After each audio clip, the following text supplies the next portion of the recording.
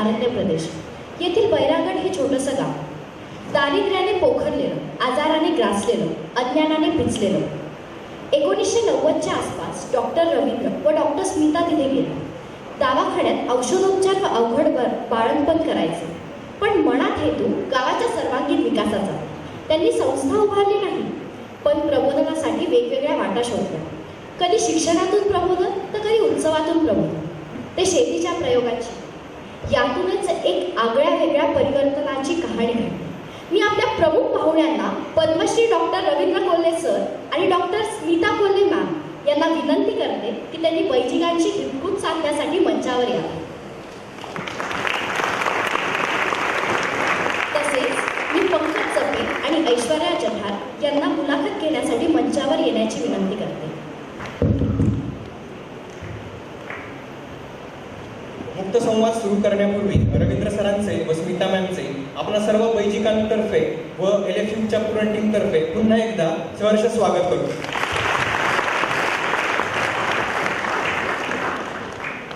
आणि आता पुढचा मुक्त संवाद आपण सुरू करूया. तर रवींद्र सरांना माझा पहिला प्रश्न असा आहे की सर, MBBS पदवीला प्रवेश घेताना प्रत्येकाचीच काही स्वप्ने असतात, काही ॲम्बिशन्स असतात. MBBSला आपण प्रवेश घेतलात आणि त्यानंतर आपले काहीतरी ॲम्बिशन्स असतील. MBBS झाल्यावर आपण ज्या प्रकारे सामाजिक कार्यामध्ये वळलात, तर असे करताना आपले आधीचे ॲम्बिशन्स बदलले का? आणि बदलले असतील तर ते कसे बदलले? आजचं जग जरी ॲम्बिशियस असलं तरी मी जेव्हा विद्यार्थी होतो त्यावेळी 10वीपर्यंत मला MBBSला किंवा इंजिनिअरिंग कॉलेजला ॲडमिशन कशी होते हे देखील माहीत नव्हतं. एका छोट्या खेड्यातून, शेगाव या गावातून बुलढाणा जिल्ह्यातला मी आलेलो. 10वी नंतर जवळ खामगावला पॉलिटेक्निक कॉलेज होतं. आमच्याच रेल्वे कॉलनीमधला एक मुलगा पॉलिटेक्निकला ॲडमिशन घेतली, नंतर तो इंजिनिअरिंगला गेला. त्यामुळे तो आमच्यासमोर आदर्श होता. मलाही तसंच वाटायचं. 10वीचा रिझल्ट आला आणि मला छान मार्क्स मिळाले. खूप खुश झालो. आईवडिलांनी भरपूर पिशवीभर पेढे घेऊन दिले. ती सगळ्या गावात वाट. मुख्याध्यापकांकडे गेलो. मुख्याध्यापकांनी माझी मार्कलिस्ट पाहिली आणि मला सांगितलं की देवरावला पाठव. माझे मुख्याध्यापक माझ्या वडिलांचे सुद्धा मुख्याध्यापक होते. त्यांनी माझ्या वडिलांना माझ्यामार्फत बोलावलं आणि त्यांनी सांगितलं की तू तुझ्या मुलाला, माझ्या वडिलांना सांगितलं तू तुझ्या मुलाला 11वी 12वी कर. त्यांनी चांगले मार्क्स आणले आहे. पॉलिटेक्निकला पाठवण्यापेक्षा त्याला 11वी 12वी करू दे. आणि माझं विश्व थोडं ब्रॉड झालं. शेगावात त्यावेळी 11वी 12वी नव्हतं, म्हणून मी वर्धेला शिकायला गेलो. घरची परिस्थिती अगदी बेताचीच. रेल्वेमध्ये वडील नोकरीला होते. त्यावेळी 300-350 रुपये महिना त्यांना पगार होता. त्यामुळे घरात 6 लोक खाणारी. त्यामुळे स्वतंत्रपणे कुठे ठेवून त्याला शिकवावं ही ऐपतसुद्धा नव्हती. आणि म्हणून माझ्या काका मावशींकडे मला त्यांनी ठेवलं वर्धेला. वर्धेला गेलो आणि माझं विश्व ब्रॉड झालं असं यासाठी मी म्हणतो की तो परिवार जो होता तो परिवार गांधीयन फिलॉसॉफीच्या जवळ होता. त्या ठिकाणी मला बालपणी माझ्या शिक्षकांनी जे धडे दिले होते ते धडे अधिक चांगल्या प्रकारे गिरवायला मिळाले. ते धडे काय होते? ते धडे होते वक्तृत्व स्पर्धेचे, डिबेट कॉम्पिटिशनचे, स्वयंस्फूर्त भाषणाची. अशा अनेक कॉम्पिटिशनमध्ये मी स्टेजवर गेलेला होतो. JB कॉलेजला त्याला व्यापक विश्व मिळालं. त्या ठिकाणी मला 2 वाचनालयं मिळाली. गांधी ज्ञान मंदिरचं वाचनालय आणि जिल्हा वाचनालय. या 2 वाचनालयातून प्रामुख्याने माझी सुरुवात झाली. आणि गांधी विनोबांच्या विचारांना जर बोललं तर ते डिबेट, ती कॉम्पिटिशन आपण सहज जिंकू शकतो. या साध्या विचारांनी फक्त जिंकण्यासाठी मी ते विचार वाचत गेलो. पण ते दंश इतके विषारी होते की आजही ते मला घाया करून आहेत. फक्त मी ते विचार जगलो नाही, त्याचा परिणिती पुढे झाली. जेव्हा मी मेडिकलला ॲडमिशन घेतली त्यावेळी मला रामकृष्ण मिशनचं वाचनालय मिळालं आणि तिथे सुद्धा मी वाचत होतो. पण ते वाचताना तिथे जे स्वामी लोक होते रामकृष्ण मिशनचे, खरंच त्यांना मी धन्यवाद देऊ इच्छितो की त्यांनी सांगितलं की जे तुम्ही वाचता ते जगता येईल का आणि कसं याचा विचार करा. मला वाटते की ती सगळ्यात गंभीर गोष्ट होती त्यांनी मला शिकवलेली, की बिटवीन द लाईन्स वाचायला शिका. नुसतं पुस्तक वाचून त्याचा अर्थ घेणं म्हणजे तुम्हाला सगळं समजलं तसं नाही आहे. तसं केलात तर तुम्ही प्राध्यापक व्हाल, पोपट व्हाल. तुम्हाला जर ते आपल्या जीवनात अंगीकारता आलं जे त्यात सांगितलं आहे, तर तुमच्यामध्ये जो अपेक्षित चेंज लेखकाला आहे तो होऊ शकेल. लेखकाला अपेक्षित हे असतं लिहिताना की त्यात जे लिहिलं तसं वाचणाऱ्यांनी बदलावं आणि तिथून सुरुवात झाली. आता गांधी विनोबांना वाचत होतो त्या ठिकाणी पण तसेच जगातले अनेक विचारवंत वाचत गेलो आणि आपण त्यामध्ये आपला रोल काय आहे या होल वर्ल्डमध्ये असा विचार करायला लागलो.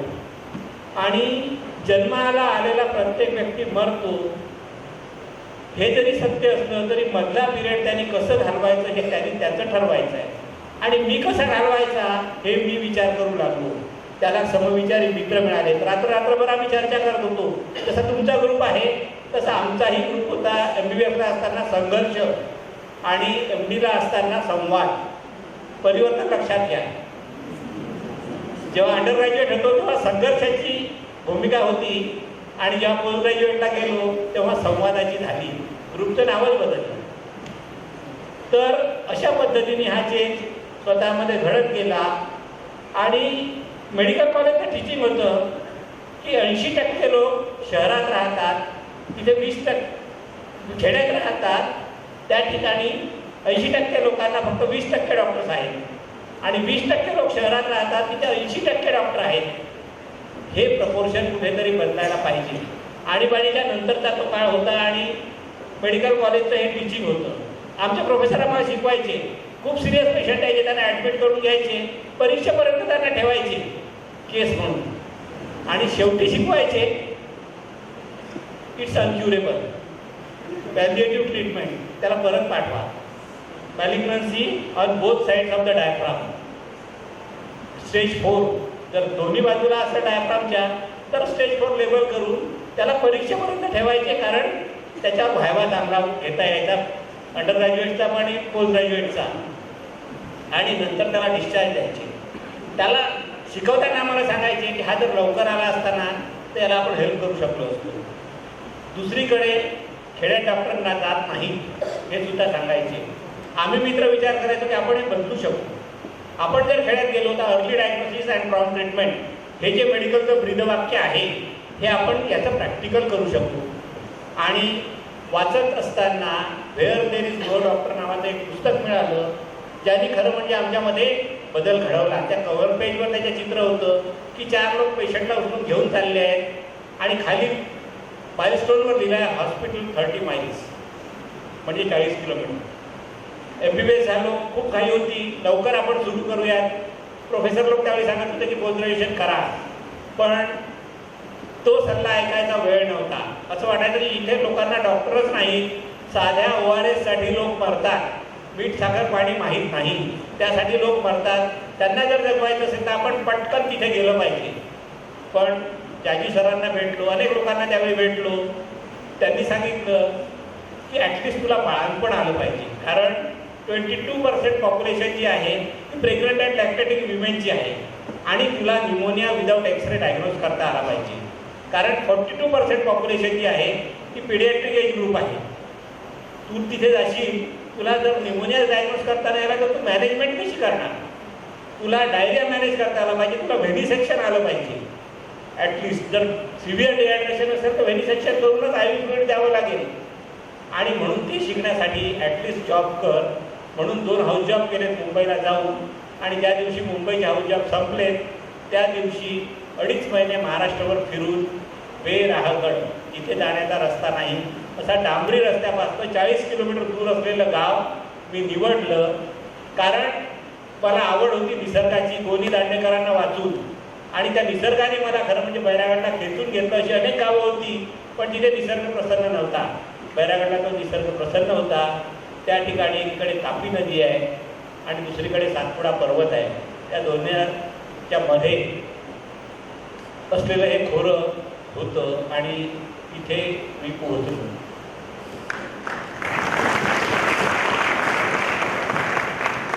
सर, बैरागडला जाण्याच्या निर्णयावर तुमच्या घरच्यांच्या काय प्रतिक्रिया होत्या? घरच्यांची प्रतिक्रिया अगदी सारखी होती. जसं अशोक सरांनी सांगितलं की घरचं खाऊन लष्करच्या भाकरी भाजी नको, कारण आतापर्यंत तुला शिकवलं,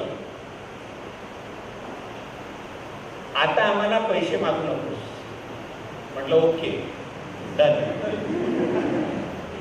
दुसरी अपेक्षा होती की तुझे लहान बहीण भाऊ आहेत, त्यांना हायर एज्युकेशनसाठी मदत कर आणि बहिणीला लग्नासाठी मदत कर. बहिणीचा निर्णय घेतला. बहिणीला म्हटलं की तुझ्या शिक्षणासाठी मी मदत करू शकीन, पण लग्नामध्ये जर हुंडा द्यायचा असेल, जी ट्रॅडिशन होती, तर मला नोकरी करायला पाहिजे. बहिणीने म्हटलं नाही, मी ठरवलं आहे की हुंडा घेणाऱ्या मुलाशी मीच लग्न करणार नाही आहे. खरं म्हणजे क्रेडिट बहिणीला आहे. तुम्ही मला जाण्याची वाट मोकळी करून दिली. लहान भावाच्या हायर एज्युकेशनचा मी जबाबदारी घेऊन तिथे गेलो आणि बहिणीच्या लग्नाची, बहिणींनी हुंडा न घेणाऱ्या मुलाशी लग्न केल्यामुळे ती अडचण जाणवली नाही पुढे. आणि आई वडिलांनी ना फक्त एक शब्द मी देऊन गेलो होतो की कोल्हे कुळाला कलंक लागेल असं काम मी कधीच करणार नाही. आणि मला तुमच्या समोर सांगायला आनंद वाटतो की खरंच उभ्या आयुष्यात मला माझ्या मनाविरुद्ध असं काहीच करावं लागलं नाही की ज्यामुळे माझ्या कॉन्शियसवर परिणाम होईल. सगळ्यात मोठं जर अचिव्हमेंट मी सांगेल सर, जसं तुम्ही बोलला की मला बिस्तरात पडल्या पडल्या झोप लागते, क्षणाचाही विलंब लागत नाही, सकाळी बायको म्हणते अहो उठा, किती वेळ झोपणार. तर याचं गमकच ते आहे की माझी सतत वेळ बुद्धीला मला कधी अल्टर करावं लागलं नाही. सर, कार्यकर्ते सर इथे आहेत, ते साक्षी आहे त्या गोष्टीचे. ज्यावेळी माझ्या मुलांनी ठरवलं मेडिकल कॉलेजला असताना की रॅगिंगची तक्रार द्यायची का, त्यांनी मला फोन केला, तर मी त्याला म्हटलं की तू ठरव, मी तुला सांगणार नाही. तुझे प्रोफेशनल कलिग्स आहेत, त्यांच्याविरुद्ध तू तक्रार द्यायची का, हा निर्णय सर्वस्वी तुझा असला पाहिजे. सो दॅट जी काय परिस्थिती निर्माण होईल त्यातून ती तुला फेस करावं लागणार आहे, मला नाही. I am far away. You take your own decision. फक्त एक लक्षात ठेव की जर तुझा प्रोफेशनल कलिग चुकीचं करत असेल, तो जर किडनी विकत असेल, तू जर ॲनेस्थेटिस्ट असतील, तर तू ॲनेस्थेशिया देशील का? ती रिफ्यूज करशील. तुझा कलिग, प्रोफेशनल कलिग जर म्हणत असेल की बिनाईन ट्युमर आहे, तू मॅलिग्नंट रिपोर्ट कर, तू पॅथॉलॉजिस्ट आहे, तू बिनाईन रिपोर्ट करशील की मॅलिग्नंट रिपोर्ट करशील? It is your conscious which speaks. आणि आज हा प्रश्न नाही आहे. जर तुला जो प्रश्न विचारला तर तो आजचा नाही आहे, तो आयुष्यभराचा आहे. त्यामुळे या क्षणी तू जो निर्णय घेशील तो तुला आयुष्यभर लागू राहील. आणि त्यांनी त्याच्या बुद्धीने निर्णय घेतला. सरांनी त्याला मदत केली त्यामध्ये आणि एक परिवर्तन तो घडू आणू शकला. मी माझी संसदवेग बुद्धी त्याच्यावर लागली नाही. स्मिता मॅमसाठी माझा पुढचा प्रश्न आहे. मॅम, तुम्ही BA केलं, त्यानंतर LLB केलं, इथपर्यंत तुम्ही थांबू शकला असता, पण LLB करता करता तुम्ही DHMS देखील केलं व नंतर वैद्यकीय क्षेत्रातील डॉक्टर रवींद्र कोल्हे सरांसोबत तुमच्या लग्नाच्या गाठी जुळल्या गेल्या. या सर्व अनपेक्षित घटनांवरून नक्कीच प्रेमाच्या गाठी स्वर्गातून बांधल्या जातात हे जे वाक्य आहे यावर माझा विश्वास बसलाय. तुमच्या ज्या लग्नाची अजब कहाणी आहे ती ऐकायला आम्हाला आवडेल.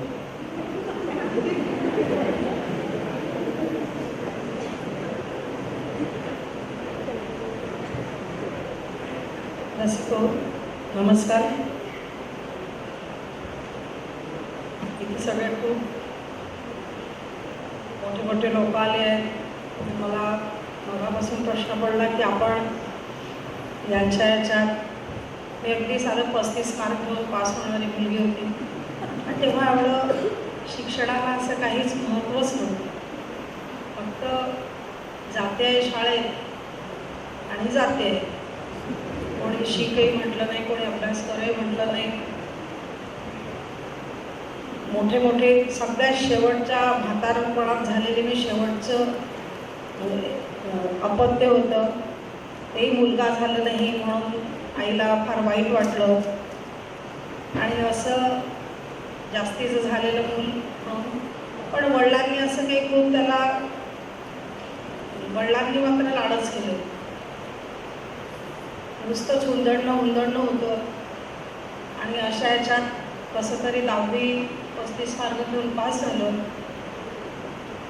11वी 12वी सायन्समध्ये मला खूप चांगलं मार्क होते, पण काय करायचं सायन्स देऊन, म्हणून बाजेच्या शाळेमध्ये टाकलं.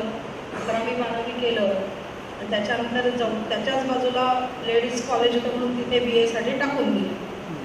मला ते करायचं नव्हतं, पण नाईलाज होता. तिथे मी भारतीय संगीत आणि खेळ, टेबल टेनिस मी कॉलेजतर्फे खेळायची. त्या सगळ्या NCC मधून मी PRD पर्यंत दिल्लीपर्यंत जाऊन आले. म्हणजे अशी एकही गोष्ट अभ्यासाव्यतिरिक्त अशी एकही गोष्ट नव्हती की मला येत नव्हती. आणि त्या ह्याच्यात सगळ्या ह्याच्यात अगदी सतार असो की शिवणकाम असो की पेंटिंग असो की ग्लायडिंग पॅराशूटिंग असो, या सगळ्या ह्याच्यात मला मजा यायची, पण फक्त अभ्यास करायची इच्छा नव्हती. कसं तरी BA झालं, पण दरम्यान एक अशी घटना घडली की माझ्या अंगावर पांढरी डागं आली आणि त्या लहानशा विश्वामध्ये मला जग काय असतं हे सगळं समजून चुकलं. समाजाचा बघण्याचा दृष्टिकोन, एका मुलीच्या अंगावर पांढरी डागं येतात, तिचं घरातलं स्थान, आणि 3 भाऊ असल्यानंतर, 3 भावजे असल्यानंतर तिघांची पिछेहाट. तिघांनाही वाटे की हिची जबाबदारी माझ्यावर येऊन पडते का, त्याच्यामुळे त्यांचं त्याच्यातनं बाहेर होणं. म्हणजे जगामध्ये जे जे असते ते मी अनुभवलं. आणि मग लक्षात आलं की आता आपल्याला स्वतःच्या पायावर उभं राहण्याची गरज आहे. दरम्यान माझ्या एका मैत्रिणीने काय करावं समजत नव्हतं. BA झाल्यावर सर्व्हिस मिळते का ते पण बघितलं. मित्रांनो, या मधल्या पिरियडमध्ये मी, आमचं महालातलं घर हे जरा संघ बिल्डिंग जवळच आहे, त्याच्यामुळे संघाचे वारे आमच्या डोक्यावरूनच जायचे. समितीचं काम, कॉलेजमध्ये अखिल भारतीय विद्यार्थी परिषदेचं काम, जे आजचे मुख्यमंत्री देवेंद्र फडणवीस, नितीनजी गडकरी, आम्ही सोबत काम करायचं. तेव्हा नितीनजी गडकरींच्या आई ज्या होत्या त्यांची इच्छा होती की नितीन राजकारणात जातोय तर तू पण जावं, पण मला काही ते रुचलं नाही ना, आवडलंही नाही. माहीत नाही का आता, पण मी नाही निर्णय घेतला. मला खूप पटवले बा चांगले लोक तिथे जायला हवे वगैरे वगैरे, पण मी गेली नाही. दरम्यान मैत्रिणींनी लॉ कॉलेजला ॲडमिशन घेतली आणि नशिबाने ते कॉलेज अगदीच घराजवळ होतं. त्याच्यामुळे माझ्याजवळ पहिले असा पावडरचा डबा असायचा जुन्या काळी, त्याला असं भोक्सं पाडायचं, त्याच्यात एक चिल्लर जमा करायची. तर त्यातनं 200 रुपये घेतले आणि लॉ कॉलेजला ॲडमिशन घेतली. सगळ्यांनी हसले, म्हणे ही जर वॉच कळत नाही घरचे, आणि चालले म्हणे LLB करायला. ही परिस्थिती खरी तशीच होती.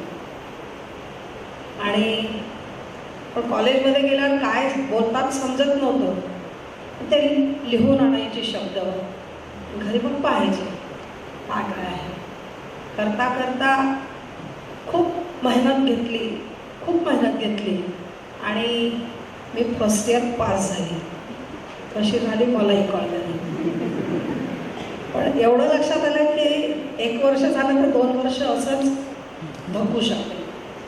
आणि मग मात्र दुसऱ्या वर्षाला ॲडमिशन घेतली आणि मग त्याचे जे प्रॅक्टिकल्स पाहिले आणि मग लक्षात आलं की काय आपला काही स्वभाव याला काही चुकत नाही.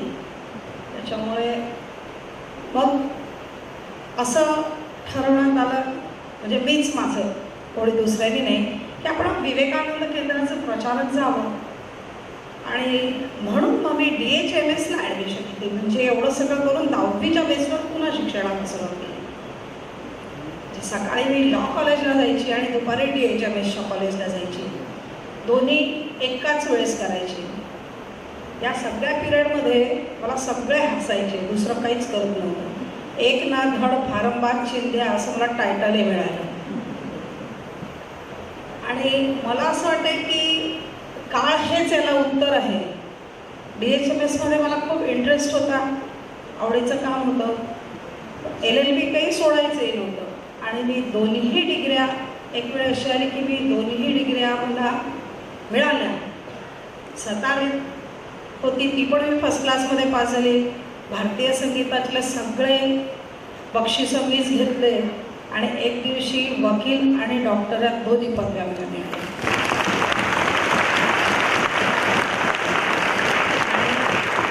म्हणून माझे मित्रवर्ग मला डॉकील म्हणाले. दरम्यान मी LICत नोकरी पण लागली.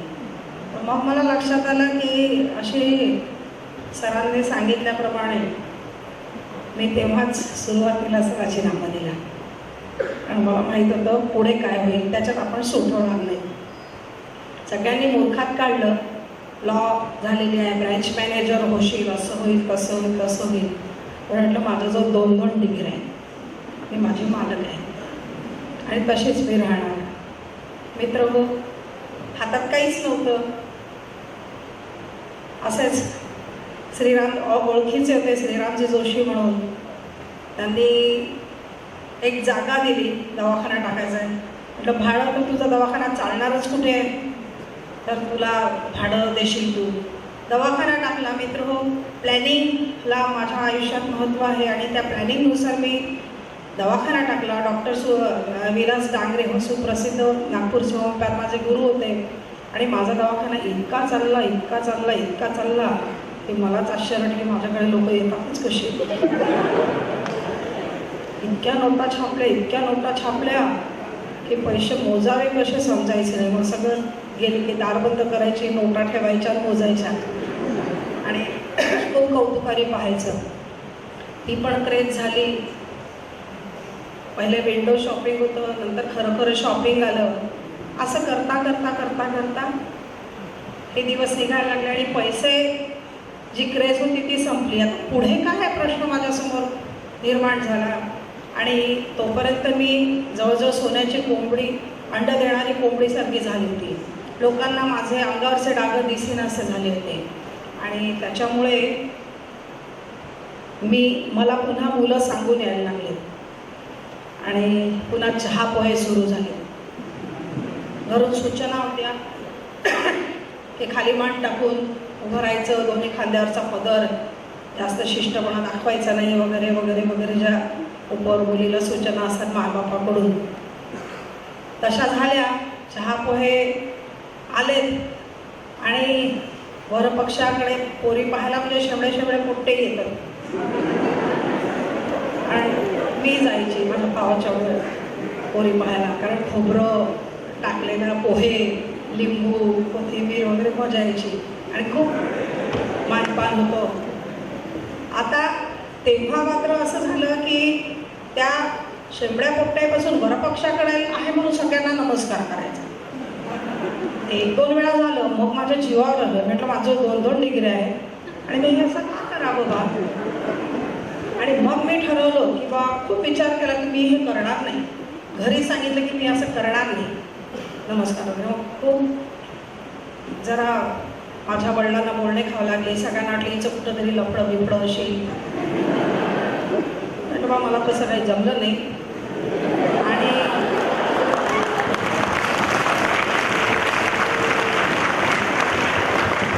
पोरपुरी पाहायला येतं असे तर दवाखान्यात पाठवा. तेही प्रयोग झाले दवाखान्यात. कारण दुखती काय सगळ्यांना पाहिजे असते. कमी खाणारी, आखूड शिंगी, लातनं मारणारी, जास्त दूध देणारी. तसे माझ्याकडे मुलं यायला लागले. होकाराकडे जर वळायला लागले तर मग मात्र मी पहिलेच सांगून दे की बारे हे दिसते की नाही दुकान बिकान हे आपण कधी बंद करू. छातीवर बसून खाईल. तिकडे मग नकाराकडे घंटी जायला लागली. असं करता करता प्रश्न निर्माण झाला. पुन्हा एक मनामध्ये संघर्षाची पहिली ठिणगी की हे पोट्टेवाले पाहायला येतात तर मी काऊन नाही पोरायला पाहायचं.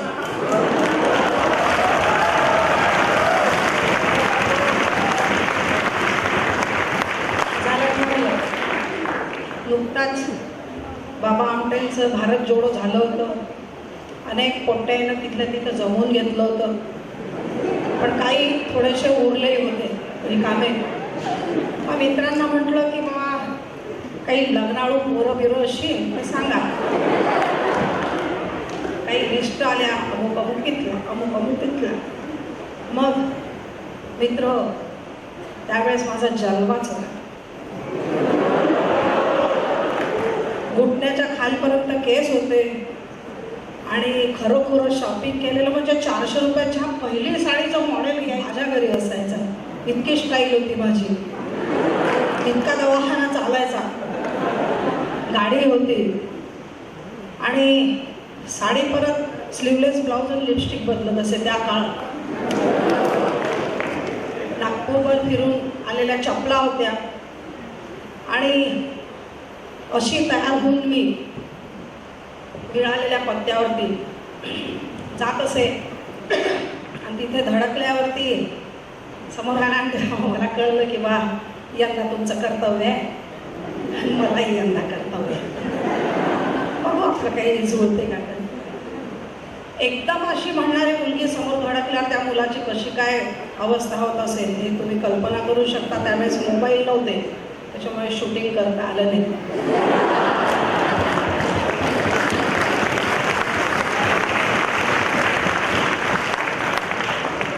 बिचारे साडीला पदर नसल्यामुळे शर्टाच्या बटनाच्या खाली असा कसं तरी चाळा करत उभे असायचे, कसं तरी या म्हणायचे आणि मग मात्र तिथूनही आताच एवढी पाहून घेते तर नंतर तर खूपच पाहून घेईन म्हणून तिथूनही नकारायला लागले.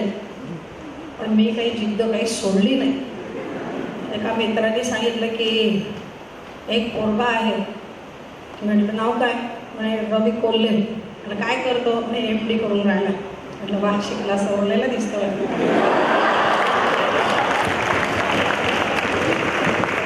संवाद खूप सुरू होता. तिथे मी माझ्या मित्राला घेऊन स्वतःच जायला लागली.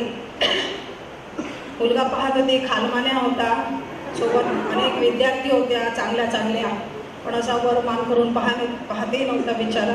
मी म्हटलं चला खालमाने आहे, पुढे धोका नाही.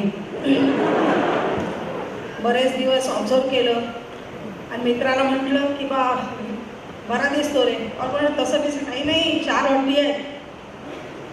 म्हटलं बापरे, अड्डी तड्डी मला दिसतो. म्हटलं कुठलं रे बा? आमच्या विदर्भात एक गोष्ट आहे, मारुतीच्या मंदिरात पोट्टे खेळत असतात आणि एक वाद्य पोट्ट त्या बेबीत बोट घालते. तिथे असते बिनसू, त्याला चावते बिनसू, तो झटकन बोट बाहेर काढते. बाकीचे पोट्टे म्हणतात काय रे काय झालं? म्हणजे काही नाही, थंड थंड लागते. दुसऱ्याला वाटते की आपणही घाला, त्यालाही थंड थंड लागते. अशी उत्सुकता माझी वाढत गेली. म्हटलं काय रे बाबा, पहिली अट काय?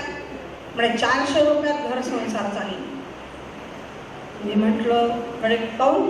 म्हटलं 1 रुपया पर पेशंट फी घेतात, 400 पेशंट येतात, म्हणून 400 रुपयात घर संसार चालेल. पहिल्या माझ्या 400 रुपयाच्या साडीकडे पाहून घेतलं.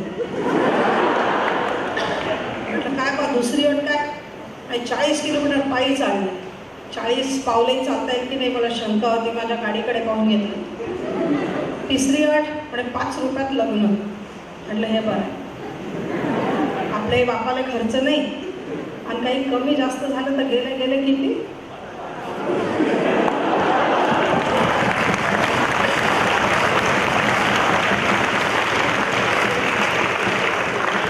शेवटची अट आणि इतरांसाठी भीक मागायची तयारी. म्हटलं बरं आहे, भीक आधी दिसते. नाही प्रॅक्टिस चालली तर पुढं देवमाय आपलं पोट तर भरीन. अशा मित्रभाषा या 4 अटी बघितल्या आणि शेवटी मग मात्र असं स्वतःचा अभ्यास मी स्वतः केला. गीता प्रवचन तेव्हा वाचत होती. गांधीजीचे एकादश व्रत असो किंवा स्थितप्रज्ञाची लक्षणं असो, ह्याच्यात राग मोह लोभ हा सोडील तेव्हा मी 400 रुपयाची साडी सोडणार होती. भीक मागायची तयारी म्हणजे जेव्हा माझं इगो सुटे तेव्हा मी ती करणार होती. तर ह्या अशी मी 2 महिने अभ्यास केला आणि मी असं ठरवलं की बा आपण करू शकतो. तेव्हा मात्र असं ठरलं की बा त्या मुलाशी बोलायचं. मित्रवर्ग म्हणाले की बा तूच बोल. आणि दवाखान्यात एक दिवस ठरला आणि डॉक्टर बोलले घाम पुसत. तेव्हा आले, उन्हाळ्याचे दिवस होते. माझं सुंदर केबिन होतं. केबिनच्या बाहेर बसलेला मला दिसायचा घाम पुसत. त्या दिवशी सगळ्या मुली होत्या. पण एक मुलगी यायची, औषध घ्यायची, जायची. अशा बऱ्याच मुली 2 तास बसल्यानंतर गेल्यावर याच्या चेहऱ्यावर प्रश्नचिन्ह होतं. आणि मी पण स्टायलिश म्हटलं हां या आले. पण मला असं कळलं की इथे मला लग्नासाठी कोणी मुलगी मिळणार आहे. आता कसं काय बोला. तर पहिले हवा पाण्याच्या गोष्टी केल्या. म्हटलं आता हवा पाण्याच्या गोष्टी किती वेळ करा. म्हटलं घाला मुद्द्याला. म्हटलं असं आहे की बा ती मुलगी. म्हटलं मीच आहे. तर रॉंग नंबर लागल्यासारखे ॲनेस्टिक्युलस लिपस्टिक सगळं पाहिलं आणि उठायला लागले. मी म्हटलं जाते का हातचा.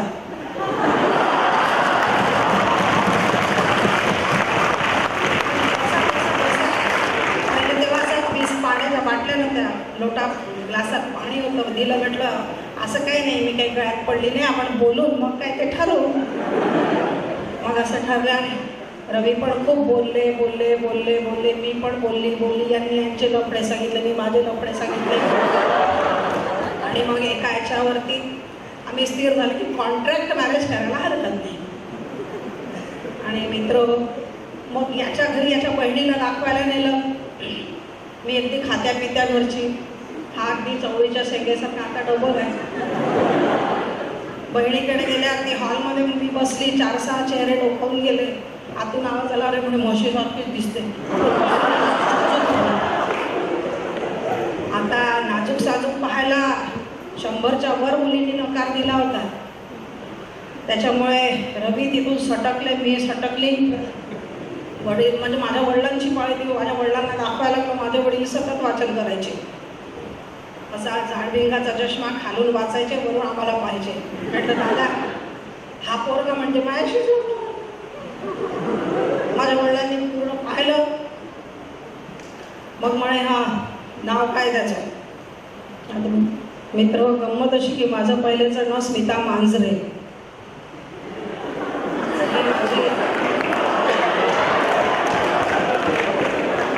पर्यंतची एक बोकडे, एक कावळे, एक गाढवे होती. माफ कर तुझ्या नाही म्हणत.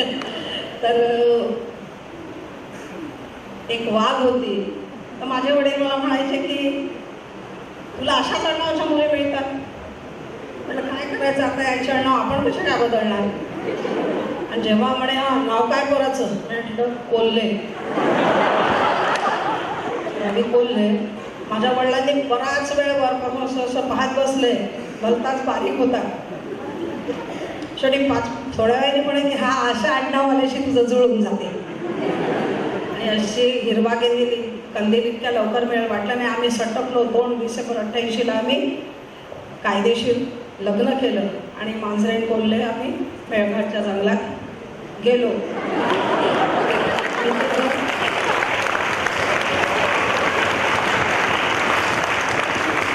PSN केल्यामुळे याला बरेच ट्रेनिंगला बोलवायचे. तर एक दिवशी यांना गुडगापर चिखलात तिथे बोलवायला एक जण आला. आणि सहज आता आल्यावर हात पाय धुवायला पाणी या बसा झालं. रवी तयारी करायला लागला. तर काहीतरी बोलायचं म्हणून म्हटलं बा नाव काय तुमचं. डॉक्टर बोके. म्हटलं फार उशीर झाला.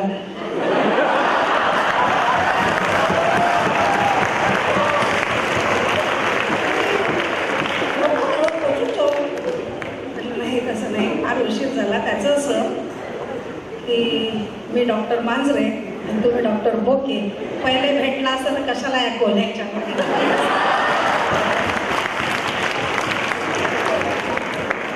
माणूस आला बिचारा खालीच मान खालून जेवला. पुन्हा कधी आले. डॉक्टर लांडगे मिसेस लांडगे का आमच्याला जॉईन झाल्या. आमच्यावर पुस्तक लिहिलं गेलं मेळघाटवरील मोहर. त्याच्या लेखिकाही चितळेच मिळाल्या. श्रेयस हॉटेलच्या मृणालिनी चितळे. आणि छापणारं ते राजहंसच प्रकाशन मिळालं. असा प्रवास माझा लग्नापर्यंतचा झाला.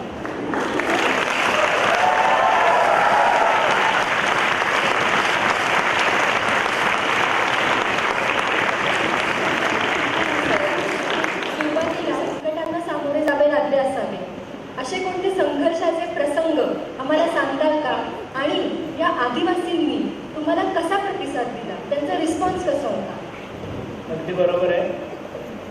अनेक अडचणी येतात जेव्हा आपण काहीही करायला जातो.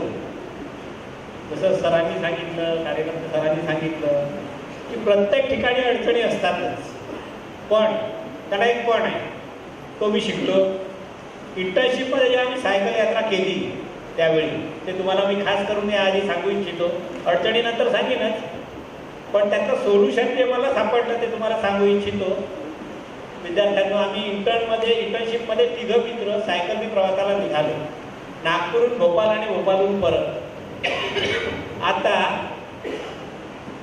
समोर डोंगर दिसायचे. आम्ही रस्त्याने जाणाऱ्या येणाऱ्या लोकांना विचारायचो की पुढे किती चढ आहे, तर ते सांगायचे 10 किलोमीटर, 15 किलोमीटर, 20 किलोमीटर, जे काय असेल ते. कारण सातपुड्यातून तो मार्ग जात होता, नागपूरहून चावनेर, परासिया, पचमढी. असं करत आम्हाला एक दिवस एक शोध लागला. तो शोध महत्त्वाचा आहे.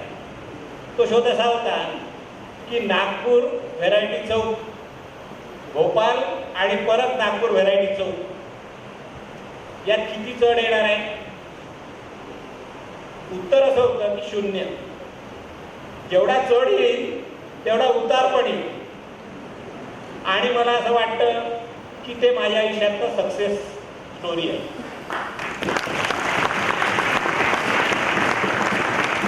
आपल्याला कुठलंही काम करताना जेवढ्या अडचणी येतात तेवढेच अडचणीतून सोडवणारे लोक सुद्धा भेटतात.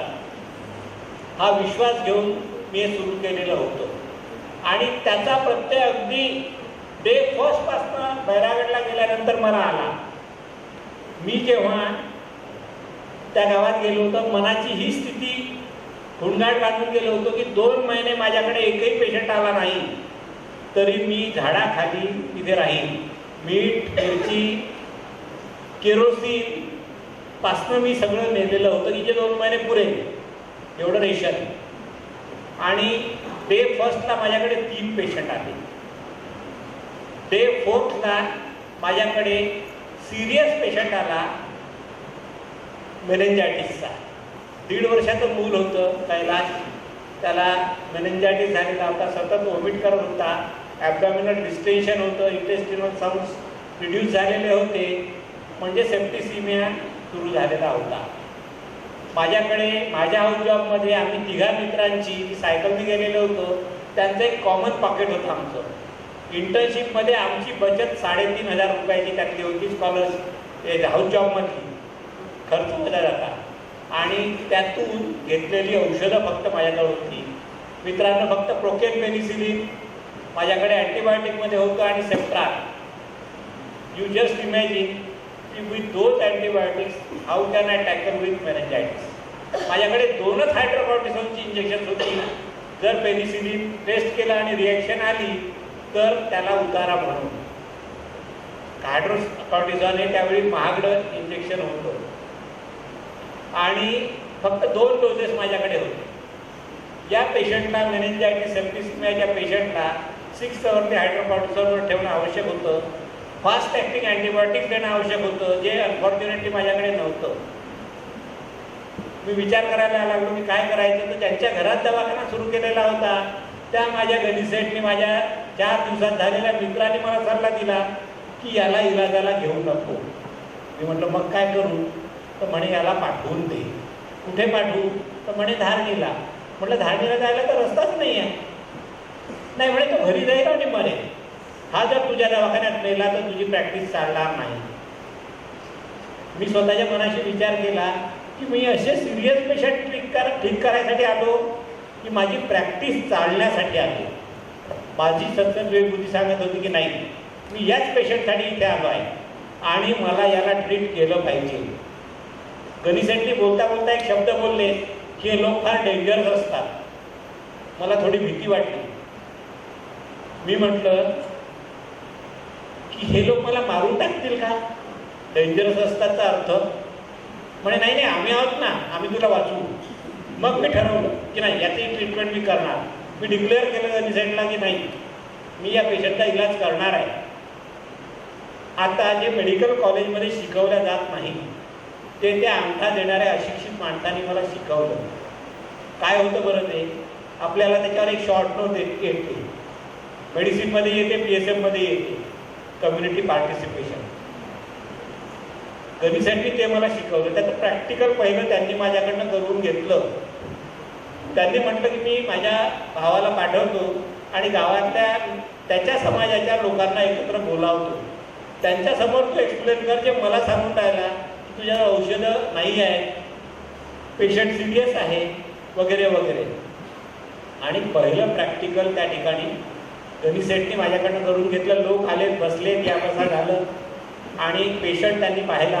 खरंच पेशंट सिरियस होत आहे. त्यांनाही लक्षात येत होतं की बच्चू काही वाचणार नाही, पण ट्रीट करणारा डॉक्टर आपल्या गावात आला याचा त्यांना आनंद होता. त्यांनी मला सोबत दिली. रात्रभर ते लोक माझ्यासोबत बसले. त्याला सिक्रिशन जायचे, तो ओमिटसुद्धा करू शकत नव्हता. मी हँड सक्शन माझ्याकडे होतं, हँड सक्शननी ते सगळं सर्व करायचो. त्याचा श्वास स्मूथ व्हायचा आणि त्यांना असं वाटायचं की हा जगेल. पण मला माहीत होतं मी 6 अवरली हायड्रोपॉटिझम. त्यावेळी त्यांनी एक काम केलं, त्यांनी गावातल्या 2 मुलांना सायकल घेऊन धारणीला रात्रीच्या वेळी पाठवलं आणि मला लागणारी औषधं त्यावेळी आम्ही हाऊस जॉबमध्ये क्रिस्टलाइन मेडिसिन, जेंटामायसिन वापरायचो अशा केसमध्ये, तर ते मी लिहून दिले की घेऊन या. लोकांनी त्यासाठी पैसे दिले, कम्युनिटी पार्टिसिपेशन. आणि ते लोक गेलेत औषधं आणायला. अनफॉर्च्युनेटली त्यांची सायकल पंक्चर झाली, त्यामुळे त्यांना ती सायकल सोडून पायी जावं लागलं 40 किलोमीटर आणि ते येऊ शकले नाहीत परत लवकर. आणि दुसऱ्या दिवशी पहाटे त्या बाळाची डेथ झाली, ज्यावेळी त्याला 3rd डोस ऑफ हायड्रोकॉर्टिझोन हवा होता. आणि मग त्याची आई रडत होती. त्याची आई रडताना मला दोष देत नव्हती. त्याची आई म्हणत होती की माझ्यासाठी नाही, पण डॉक्टरनी केलेल्या मेहनतीसाठी तरी तू जगायला हवं होतं.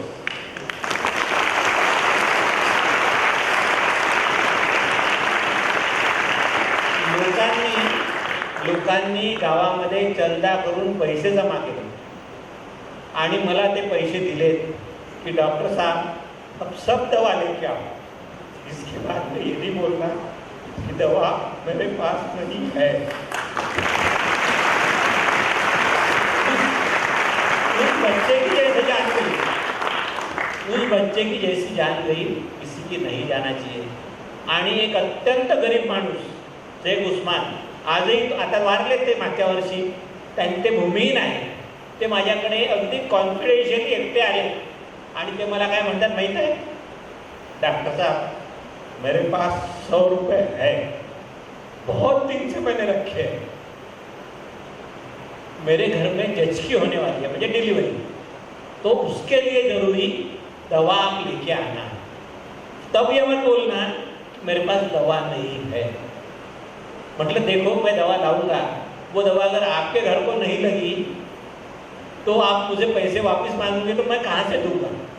माझी प्रॅक्टिकल अडचण होती की त्यांनी औषधाला पैसे दिले, मी औषध आणलं आणि ते औषध जर त्या पत्नीला नाही लागलं तर मी त्यात पैसे कसे परत करू. तर त्यांनी म्हटलं डॉक्टर साहब किसी की तो घर की जान बचेगी, कुण्या तरी बाईचा जीव वाचेल. हा मनाचा मोठेपणा त्या माणसांजवळ होता. त्या रात्री आणखी काही डिस्कशन झाले, मला वाटतं ते अत्यंत महत्त्वाचे आहे. आपण जे मेडिकल इथिक्स शिकतो ते इथिक्स त्या अनुभवातून मला तिथे मिळाले. त्यांनी मला विचारलं की असे पेशंट तुम्ही पहिले ट्रीट केले आहेत का. म्हटलं हो. किती करत होतात. म्हटलं हाऊस जॉबमध्ये अशी 4-5 मुलं सिरियस आमच्या वार्डला भरती व्हायची. मग त्याचं काय व्हायचं तर मी सांगितलं की अर्धी मरायची अर्धी जगायची. आणि त्यांचा दुसरा प्रश्न होता की तुझी जात काय आहे. मी म्हटलं, सरांनी जसं म्हटलं की जातीपातीचं फार गंभीर फिलिंग आहे. तर त्यांनी मला विचारलं, तर मी म्हटलं मी जातीमध्ये विश्वास करत नाही, कारण मी गांधीला वाचलेला माणूस होतो. जातीमध्ये विश्वास करत नाही. तर त्यांनी असं इमॅजिन केलं की हा जात लपवतोय आपल्यापासून. मात्र एक गोष्ट अत्यंत सिरियसली लक्षात घ्या की त्यांनी मला लेबल केलं. ते लेबल काय होतं, त्यांनी मला म्हटलं की हा फादर आहे. कारण रात्रभर पेशंटसाठी जागणारा डॉक्टर त्यांनी त्याआधी पाहिलेला नव्हता. मात्र फादर पाहिलेला होता. फादर पाहिलेला होता त्यांनी. आता त्यांचा तिसरा प्रश्न होता, जेव्हा मी त्यांना म्हटलं की बचेगा या मरेगा पता नाही, तर त्यांनी प्रश्न मला विचारला की तेरा काम क्या है. तेरा काम क्या है. मला त्या प्रश्नाचा रोग समजला नाही. त्यांनी म्हटलं तेरा काम है इलाज करना. बचेगा मरेगा ये सोचना तेरा काम नहीं है. आपण जेव्हा प्रिस्क्रिप्शन लिहितो तो आर एक्स रिसिप्ट हे जे लिहितो, in the name of God I write this drugs. तीच गोष्ट त्या अशिक्षित माणसाने मला सांगितली की तेरा काम है सिर्फ इलाज करना. बचेगा मरेगा ये सोचना तेरा काम नहीं है. लक्षात घ्या, हे त्यांच्यापर्यंत परकोलेट झालेलं होतं की परमेश्वर निर्णय देणार आहे, तुम्ही फक्त मेहनत करायची. आणि मित्रांनो, आज जी आपल्याला अडचण येते प्रॅक्टिसमध्ये, डॉक्टरांवर हल्ले होतात, डॉक्टरांच्या तावदानांची काचं फुटतात, त्याचं मुख्य कारणच हे आहे की आपण त्यांच्याशी डायलॉग करत नाही, रिलेटिव्हशी डायलॉग करत नाही. आपण एकतर्फी केस म्हणून ट्रीट करतो. आणि हे फार अनफॉर्च्युनेट आहे की मेडिकल कॉलेजमधलं जे शिक्षण आहे, सुदैवाने तुम्ही अशा चांगल्या कॉलेजमध्ये आहात की जिथे इतके चांगले स्टाफ आहे की जे तुम्हाला वेगळं वळण तुमच्या आयुष्याला देऊन राहिले आहे. I feel jealous about it की मला जर असे प्राध्यापक मिळाले असते तर माझी प्रगती आणखी फास्ट झाली असती. ज्याप्रमाणे तुम्ही हे LFU जे सुरू केलं आहे ते पाहून किंवा ते सगळं ऐकून मला रॉबर्ट बॅचच्या जोनाथन लिव्हिंगस्टन सीगलची आठवण येते. मला इलिजन्सची आठवण येते. मला स्वेट मार्टिनच्या आगे बढ़ गो हेड या पुस्तकाची आठवण येते. काय की असं गो हेड म्हणणारे जर आम्हाला प्राध्यापक मिळाले असते तर आम्ही आणखी उंच भरारी घेऊ शकलो असतो. तुम्ही ज्या पद्धतीने नवीन जोनाथन घडवण्यासाठी प्रयत्न करत आहात तो प्रयत्न मला अत्यंत कौतुकास्पद वाटतो. आणि खरंच ते नवीन जोनाथनच आज या समाजातलं परिवर्तन भविष्यामध्ये करणार आहे.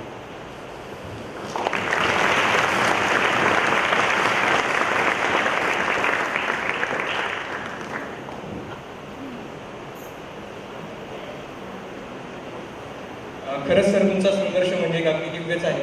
सर, तुम्ही बैरागडला काम करत असताना अनेक तुम्हाला अडचणी आल्या असतील, तर त्या काही अडचणींमध्ये काही केसेस असतील ज्या तुम्ही हँडल केल्या. होय. स्त्री अत्याचारावरच्या केसेस तुम्ही हँडल केल्या, तर त्याबद्दल ऐकायला आम्हाला निश्चितच आवडेल. घराची अडचण होती. पहिले लग्न झाल्यानंतर तिथे गेलो, एकटा होतो तर गणिसेटकडे होतो. पण जेव्हा लग्न झाल्यानंतर गरज निर्माण झाली घराची, आडोशाची, तोपर्यंत गणिसेटच्या व्हरांड्यात मी झोपत असे, आतमध्ये OPD करत असे, इंडोर करत असे. तर पुन्हा कम्युनिटी पार्टिसिपेशन त्यावेळी मला मदतीला आलं गणिसेटचं. गावकऱ्यांनी मिळून एक मोठी झोपडी 36 बाय 24ची, त्यात 6 रूम्स होत्या, अशा बनवून दिल्यात. 2 रूम इंडोअरसाठी, 1 रूम OPDसाठी, 3 रूम आमच्या राहण्यासाठी, एक किचन, एक बेडरूम आणि एक गेस्ट रूम. अशा पद्धतीने ती गवतानी शाखारलेली झोपडी लोकांनी मला बनवून दिली आणि माझी पहिली अडचण दूर झाली. जशी स्मिता आली तशा मला अनेक अडचणी तिथल्या दिसायला लागल्या. स्मिताला माझ्यापेक्षा जास्त दिसत होतं. तिला महिलांच्या अडचणी दिसायला लागल्या. डोक्यावरून पाणी वाहताना होणारा त्रास दिसायला लागला. त्यांच्या घरामध्ये काही शिजत भिजत नाही, अन्नधान्याची कमतरता असते, हे स्मिताला दिसायला लागलं. जे मला दिसत नव्हतं. मला फक्त पेशंटच दिसत होते, आजारच दिसत होते. माझ्याकडे सर्जिकल पेशंट पण यायचे. सर्जिकल पेशंट्स यायचे. सुरुवातीला अडचण वाटायची ते ट्रीट करताना. पहिला जेव्हा माझ्याकडे ब्लास्ट इंजुरीचा पेशंट आला, पूर्ण हात डायनामाइट हातात फुटला विहीर फोडताना आणि क्रश झालेला होता, तर मी त्याला ट्रीटमेंट रिफ्यूज केली की मी सर्जन नाही म्हणून. पण तो जेव्हा वारला घरी जाऊन, तेव्हा मी अस्वस्थ झालो की मी काय करायला पाहिजे होतं. मी डिस्ट्रिक्टच्या प्लेसला गेलो, अमरावतीला गेलो आणि त्यावेळी पाठक म्हणून त्यावेळी डी जी पाठक CS होते, त्यांना भेटलो. म्हटलं सर मी MBBS आहे, असा गेलो आहे लोकांची मदत करायला आदिवासींची, आणि असा माझ्याकडे पेशंट आला आणि त्याची डेथ झाली हो दुसऱ्या दिवशी. सर म्हणाले की don't forget you are bachelor of surgery, though not master. जर पेशंट कन्सेंट देतो, first world war second world वॉरमध्ये करत होते, that was a usual practice. Pre antibiotic इरामध्ये 60% मॉर्टॅलिटी होती. आता तर अँटीबायोटिक्स आहे. तुम्ही फक्त हेमोस्टॅसिस त्याचं अचीव केलं असतं आणि अँटीबायोटिक्स त्याला सुरू केले असते तर तुम्ही त्याला वाचवू शकले असते. सरांनी खूप हिंमत दिली, पाठक सरांनी. आणि परत आल्यानंतर जेव्हा माझ्याकडे पहिला पेशंट आला की बैलांनी शिंग मारले, आतडे हातात घेऊन पेशंट आला, तेव्हा मी त्यांना वॉश केलं नॉर्मल सलाईनमध्ये, आतमध्ये ठेवलं, स्टिचिंग केलं लेअर बाय लेअर आणि अँटीबायोटिक्स सुरू केले आणि त्याचा जीव वाचला. सांगायचं तात्पर्य की पेशंट जेव्हा आपल्याकडे आला तेव्हा आपण त्याला कन्सेंट घेऊन जर ट्रीटमेंट दिली तर काही अडचण येत नाही. अडचणी येतात पण त्या पुन्हा दूर होतात. स्मिताकडे असाच एक पेशंट आला, IUD होतं, ट्रान्सवर्सला आहे, हात पूर्ण बाहेर आलेला, आणि त्या केसमध्ये तिने हात कट करून त्याला बाळाला डिलिव्हर केलं. तिच्यावर गावातील काही वेगळ्या कारणांसाठी ॲट्रॉसिटी रजिस्टर झाली, पण कोर्टाने ती ॲट्रॉसिटी पुसून टाकली. डॉक्टर पेशंट रिलेशनशिप जेव्हा आहे तेव्हा ॲट्रॉसिटी अप्लिकेबल नाही असा सेशन कोर्टाने त्यात निर्णय दिला. स्मिताची त्वरित बेल झाली, अदरवाईज ॲट्रॉसिटीमध्ये बेल होत नाही, सेंट्रल जेलला जावं लागतं.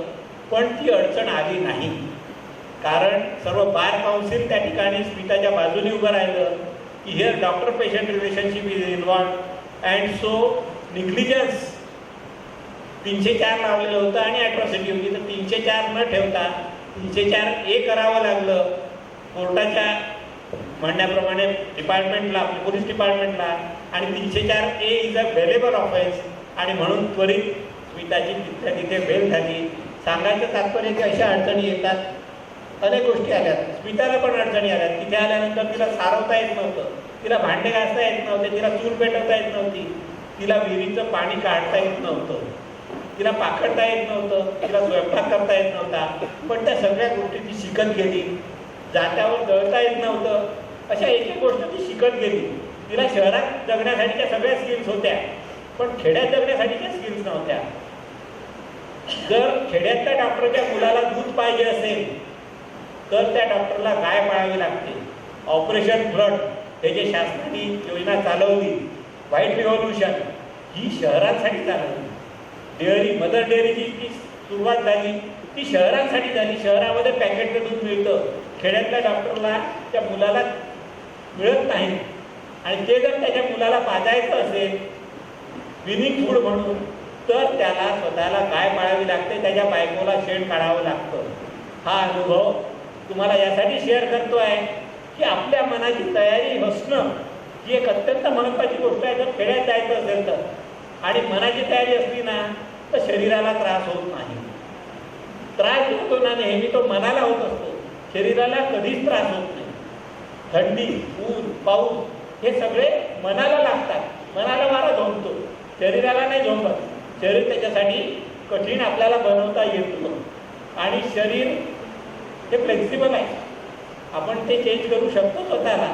पण जर मन तयार असेल तर, त्यामुळे तुमच्यापैकी ज्यालाही असं वाटत असेल की मला पुढचं आयुष्य खेड्यात काढायचं आहे ॲज अ डॉक्टर, तर त्यांनी ही मनाची तयारी आजपासून सुरू करावी. आणि ती सुरू कशी करायची याचा एक शॉर्ट टिप तुम्हाला या प्रसंगाने मी तुम्हाला देऊ इच्छितो. वेळ वाढतो आहे पण इलाज नाही, जर बोलायचं आहे तर ते थोडं आणखी व्यवस्थित झालं पाहिजे. टिप अशी होती की जी मला आमच्या प्रोफेसर मेडिसिनचे जे होते डॉक्टर वांकर यांनी दिली होती. त्यांनी असं सांगितलं की निर्णय घेताना छोटा निर्णय घ्या, मोठा निर्णय आयुष्यात कधीच घेऊ नका. छोटा निर्णय म्हणजे काय की वाढदिवसाच्या दिवशी हे ठरवा की मी स्वेटर घालणार नाही, किती थंडी पडू दे, स्वेटर न घालता मी राहील. त्यामुळे तुमचं मन तयार आहे. निर्णय असा घ्या की मी थंड पाण्याने 1 वर्षभर आंघोळ करीन, किती थंडी असू दे. निर्णय असा घ्या की मी सतरंजीवर झोपीन, गादीवर झोपणार नाही. मग पाहुणा गेला तर गादी गुंडाळून ठेवा आणि सतरंजीवर झोपा. नावं ठेवतील लोक, हो, नावं ठेवणं शिकायला हवं. नावं ठेवणं जर तुम्ही शिकलात ना तर तुम्हाला त्रास होणार नाही. मला वाटते की सर तुम्हाला जे सोडावं लागला ना जॉब, त्यातली अडचण तुम्हाला वांकर भेटले नाही. जर वांकर भेटले असते तर त्याचं सोल्युशन तुम्हाला इझिली मिळालं असतं की कुणी निंदा अथवा वंदा आमचा स्वहिताचा धंदा. आम्हाला जे पटतंय ते आम्ही करतोय. आम्ही कुणाचं नुकसान करत नाही आहे, आम्ही चांगल्यासाठी हे करतोय. आणि वांकर सरांनी हा जो मला मेसेज दिला त्याचं प्रॅक्टिकल मी जे केलं त्यातनं माझं मन कणखर तयार झालं. आणि ते तुम्हाला कसं कणखर स्वतःचं मन करायचं हे थोडक्यात सांगितलं. मित्रांनो, अडचणींबद्दल म्हणायची पहिली अडचण अशी होती की ते हवीच नव्हता. त्याच्यामुळे याचे केस कापड वगैरे मलाच करावं लागायचं. आणि ती माझ्या आयुष्यातली अतिशय आनंदाची गोष्ट असायची की रवी खाली बसल्यात, माझ्या हातात कैची आहे, खाली पहा, वर पहा, आडवं पहा, सगळं त्याला ऐकावं लागायचं. आणि मित्रांनो, कालही मी सांगितलं की बा अडचणी ह्या येतात, पण अडचणींना आपण घाबरायचं की आत्मविश्वासाने समोर जायचं. तर त्याच्यासाठी 2 ओळी. ये मत कहो खुदा से मेरी मुश्किलें बड़ी है, मुश्किलों से कह दो मेरा खुदा बड़ा है. आणि त्या मुश्किला जे येतील त्यांना अडचणींना कसं पार पाडायचं हे स्वतःच ठरवायचं आहे. अब्राहम लिंकनचं जे पत्र वाचलं असेल त्यांना याची उत्तरं मिळत असेल. आणि ह्या सगळ्या अडचणी घेऊन ज्या चंद्रमुळी झोपडी आम्हाला एक लाकूड घेऊन लोकांनी बनवून दिली होती, दारं नसलेली, त्याच्यात आमचा सुखी संसार सुरू झाला. मॅम, बैरागडला गेल्यावर या बदललेल्या परिस्थितीला तुम्ही स्वतःला कसं सांभाळून घेतलं आणि गावकऱ्यांनी तुम्हाला डॉक्टर म्हणून कसं ॲक्सेप्ट केलं? मित्रांनो, स्त्री ही डॉक्टर असू शकते ही कल्पनाच नव्हती. म्हणजे कोणी कबूलही स्वप्नातही माहीत नव्हतं की स्त्री ही डॉक्टर असू शकते.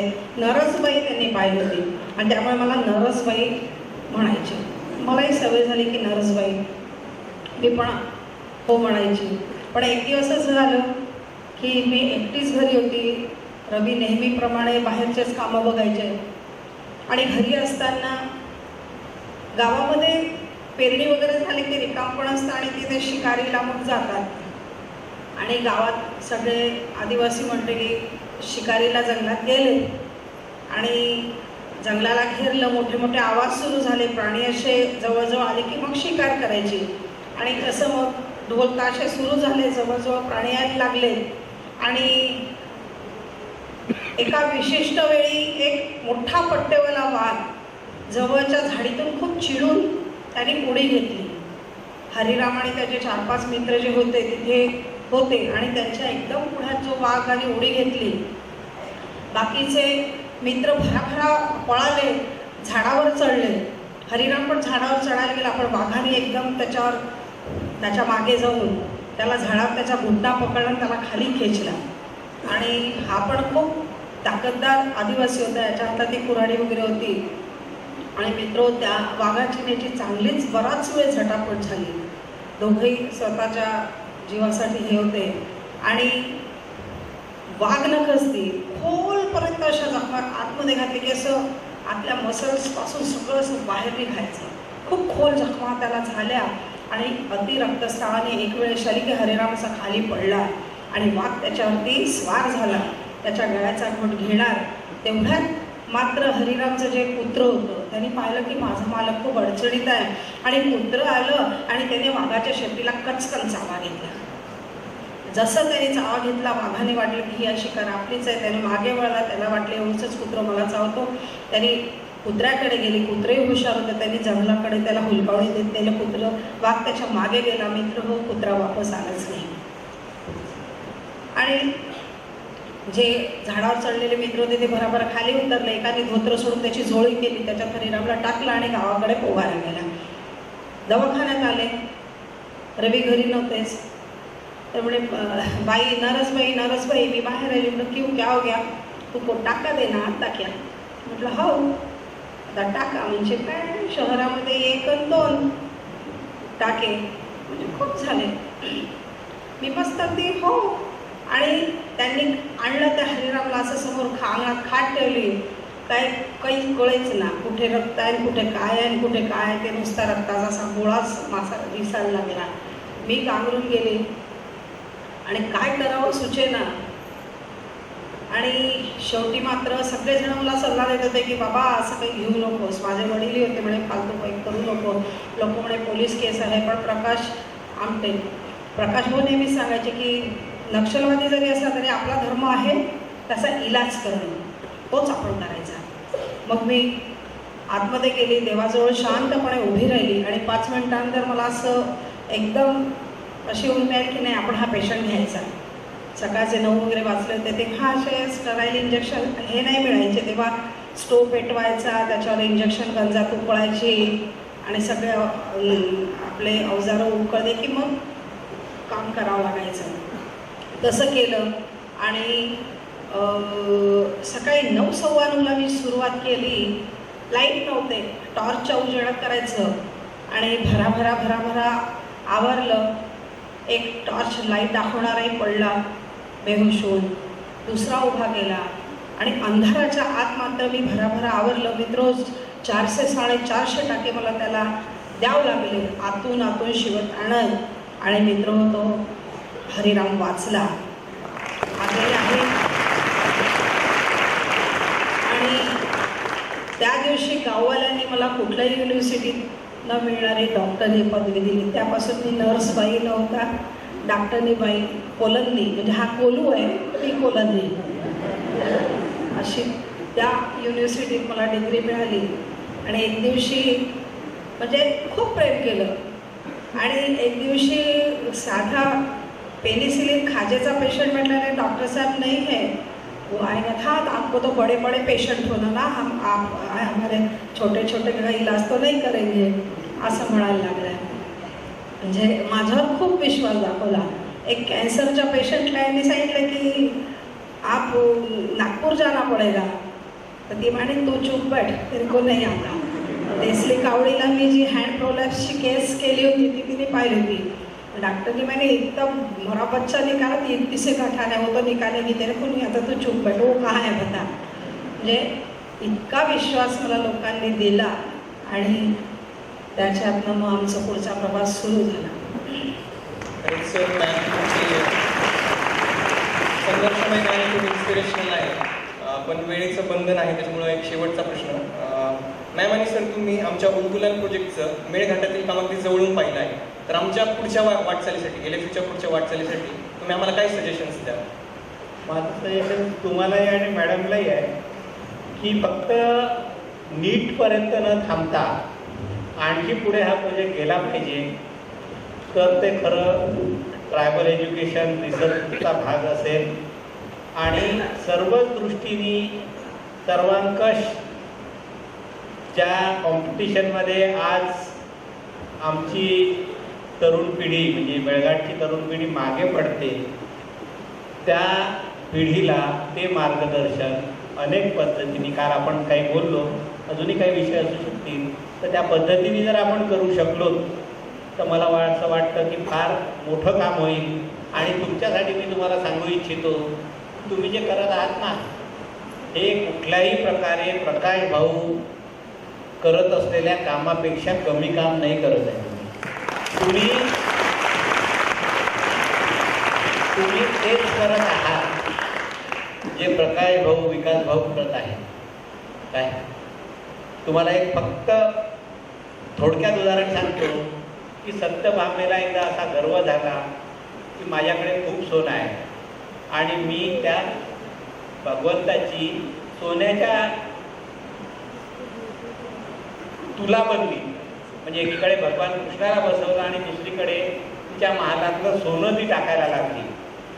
तिने भरपूर सोनं त्या पारड्यात घातलं, पण ते पारडं उठलं नाही. कृष्णाचं पारडं जळत राहिलं. मग कुणीतरी सुचवलं की आता रुक्मिणीच्या महालातलं सोनं आणा आणि ते टाका. तर तिने रुक्मिणीला बोलावलं आणि रुक्मिणीला म्हटलं की आता तुझ्याकडचं सोनं टाक. तर रुक्मिणीने एक जादू केली की तुम्ही लोक करत आहात. रुक्मिणीने काय केलं?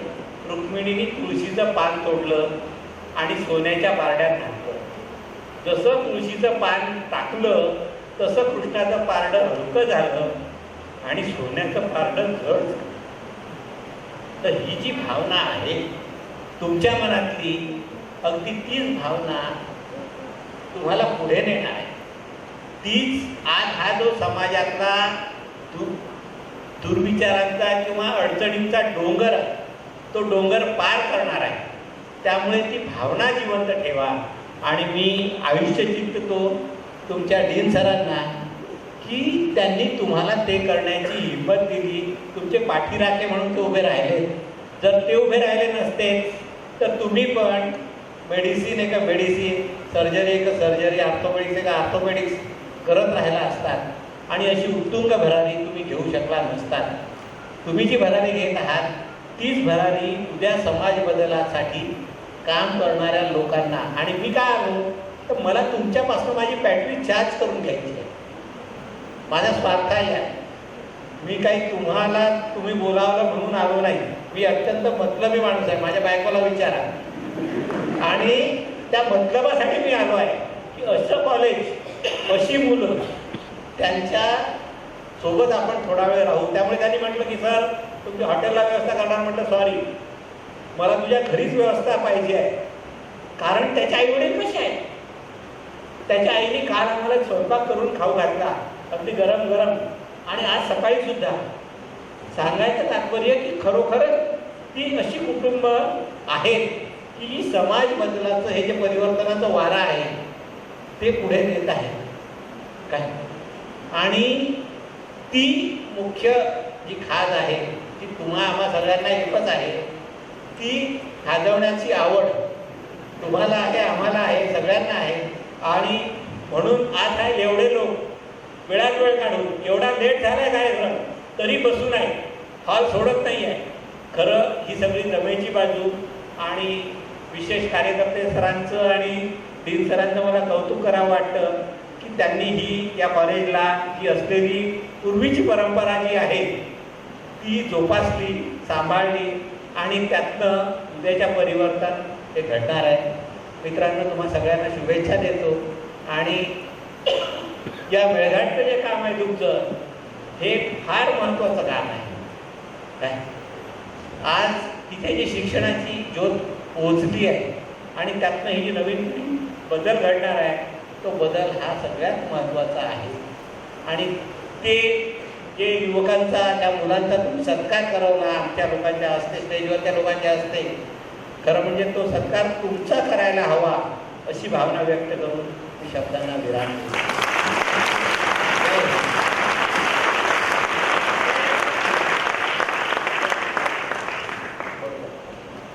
खूप आनंद वाटला इथे बोलवलं.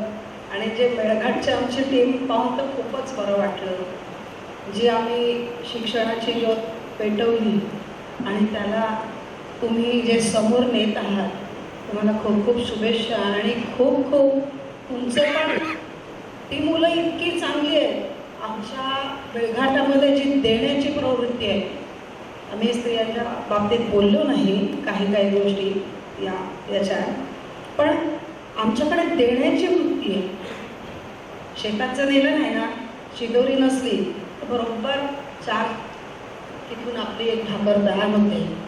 ही जी तुम्ही त्यांना देताय ना ते तुमचे नेहमीच ऋणी राहतील आणि ते भरभरून सगळ्यांना देतील. त्याच्यामुळे तुमची ओझळ काही पुन्हा रीती राहणार नाही. ते दुसरीकडे काम करतील एवढं आमच्या मेळघाटच्या मुलांतर्फे मी निश्चित सांगू इच्छिते.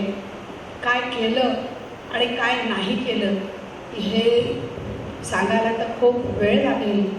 पण आम्ही शिबिरं घेतो, आमचे शिबिरार्थी आलेले आहेत इथे. पण तरुण पिढी या त्याच्यामध्ये ही भावना आहे. भावना कशी रुजवायची, ती घडवायची, त्यासाठी आम्ही शिबिरं घेतो. आणि शिबिर गीत जे आम्ही ठरवलेलं आहे ते गीताने आपण हे करू. मी फक्त एवढ्यासाठी आले की तुम्ही यातली मुलं किरण आणि बाकी लोक तिथे भेटायला आले होते, त्यांची जी धडपड पाहिली, तिथपर्यंत आले, त्यांना घरामध्ये तांदूळ शोधा, तुम्हाला भूक लागली आहे तर, आणि खिचडी करून खा. त्यांनी घरभर तांदूळ शोधले, यूट्यूबवरती कशी खिचडी करतात ते पाहिलं आणि खिचडी करून त्यांनी खाल्ली.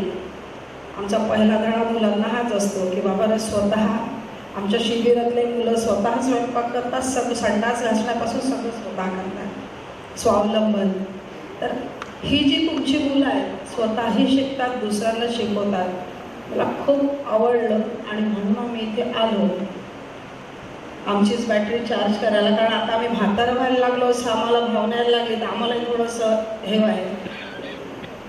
तर शिबिर गीताने त्याची आपण सांगता करूया. तुम्ही बोलवलं त्याचे आम्ही खूप आभारी आहोत आणि विद्यार्थ्यांना भेटायला आम्ही कधी येऊ असं सांगतो.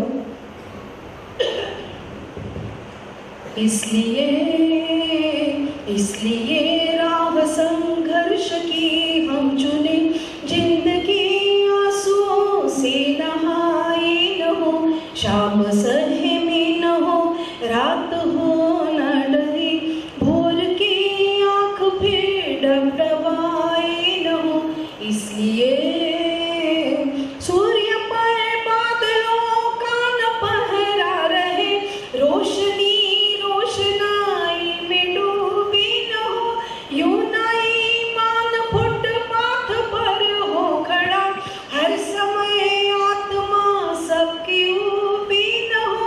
आसमां में टंगी हो न खुशहालियाँ, आसमां में टंगी हो न खुशहालियाँ, कैद महलों में सबकी कमाई न हो. इसलिए राह संघर्ष की हम चुने, जिंदगी आंसुओं से नहाई न हो, शाम सहमी न हो, रात हो ना डरी, भोर की आँख पे डबडबाई न हो. इसलिए कोई अपने खुशी के लिए घर की रोटियां छीन ले, हम नहीं चाहते छिट गए थोड़ा चारा कोई उम्र की, हर खुशी पीन ले, हम नहीं चाहते हो किसी के लिए मखमली बिस्तरा, हो किसी के लिए मखमली बिस्तरा, और किसी के लिए एक चटाई न हो. इसलिए राह संघर्ष की हम चुने, जिंदगी आंसुओं से नहाई न हो, शाम सहमी न हो, रात हो ना डरी, भोर की आँख फिर डबडबाई न हो. इसलिए अब तमन्नाएं फिर ना करे खुदकुशी, ख्वाब पर खौफ की चौकशी ना रहे, श्रम के पाँव में हो ना पड़ी बेड़ियाँ, शक्ति की पीठ अब जागती ना सहे, दम न तोड़े कहीं भूख से बचपना, दम न तोड़े कहीं भूख से बचपना, रोटियों के लिए अब लड़ाई न हो. इसलिए राह संघर्ष की हम चुने, जिंदगी आंसुओं से नहाई न हो, शाम सहमी न हो, रात हो न डरी, भोर की आँख भी डबडबाई न हो. इसलिए